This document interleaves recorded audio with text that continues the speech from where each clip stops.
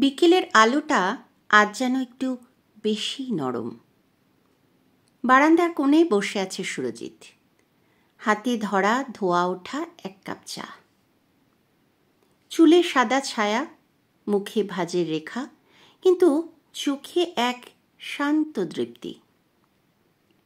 এই বয়সে এসে সুরজিৎ বোঝে, সময় যত গড়িয়ে যায় মানুষ তত বেশি ফিল্টারহীন হয়। এক সময় সে ভেবেছিল বয়স মানেই পিছিয়ে পড়া, কিন্তু এখন সে জানে বয়স মানে ভেতরের জ্ঞান জমা হওয়া, প্রতিটি ভোরে নতুন উপলব্ধি জন্ম নেওয়া। নিঃসঙ্গতা নয়, নিজেকে জানার আয়োজন। অনেকেই বলে বার্ধক্য একাকিত্ব বয়ে আনে। সুরজিৎ মনে মনে হাসে। সে জানে একাকিত্ব মানে দুঃখ নয়, এই সময়টাই বরং তাকে নিজের সঙ্গে সবচেয়ে গভীরভাবে পরিচিত করছে। সকালের পাখির ডাক, সন্ধ্যার নীরবতা, সবই যেন তার নিজস্ব সঙ্গীত। এই নির্জনতা তাকে শিখিয়েছে কিভাবে নিজের হৃদয়ের শব্দ শোনা যায়। ভয়? হ্যাঁ, আছে একটা ছোট্ট ভয়। সুরজিৎ চায় না কেউ তাকে বোঝা ভাবুক। সে চায় না তার ব্যথা হোক কারোর বিরক্তির কারণ, বা তার যত্ন নেওয়াকে কেউ দায়িত্ব বলে মনে করুক।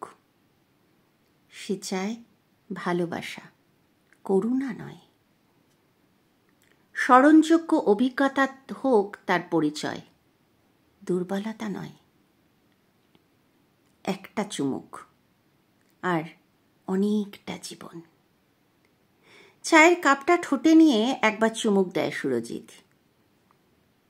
গরম ধোয়ার ভেতর সে যেন দেখতে পায় জীবনের দীর্ঘ পথ। মায়ের হাত ধরে প্রথম স্কুলে যাওয়া, স্ত্রীকে প্রথম চিঠি দেওয়া, সন্তানের জন্মের দিন, একটা চাকরি ছেড়ে নতুন করে শুরু করার সাহস। সব স্মৃতি যেন ধীরে ধীরে ভেসে ওঠে এক একটা চুমুকে। শেষের সময় মানে ক্ষয় নয়, এক ধরনের পূর্ণতা।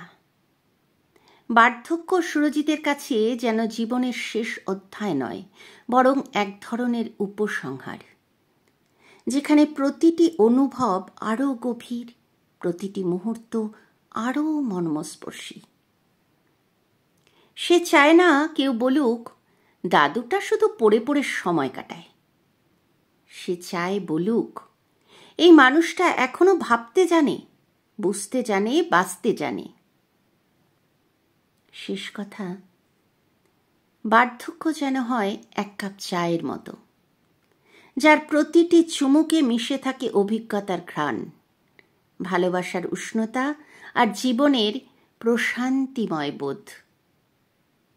এমন একটা বয়স যেখানে সময় চলে যায় ধীরে ধীরে, কিন্তু হৃদয়টা কেবলই পরিণত হয় আরও কোমল, আরও গভীর।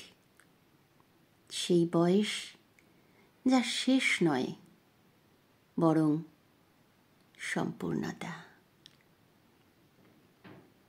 বার্ধক্যের দিকে চলতে থাকা আমাদের প্রত্যেকের মনের প্রতিফলন এই লেখাটি।